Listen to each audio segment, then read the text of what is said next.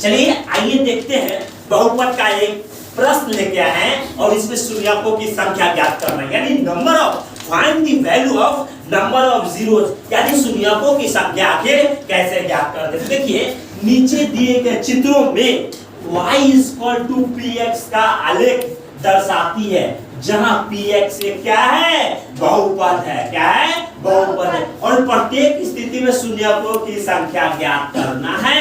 तो देखिए शून्य की संख्या कैसे ज्ञात करते हैं, तो शून्य की संख्या ज्ञात करने के लिए यह आपको आलेख दिया हुआ है।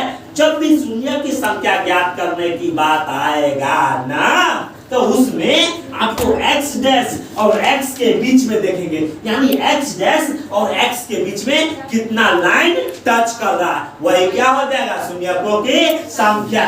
y दिया हुआ है लेकिन y से मतलब न है, सिर्फ किससे मतलब होना चाहिए, x डैश और x। y को एकदम भूल जाना है, सिर्फ किसको दिमाग में रखना है, x डैश और x। अरे x डैश और x के बीच में जितना लाइन टच करेगा वही क्या हो जाएगा, शून्यकों की संख्या हो जाएगा, that is number of zeros.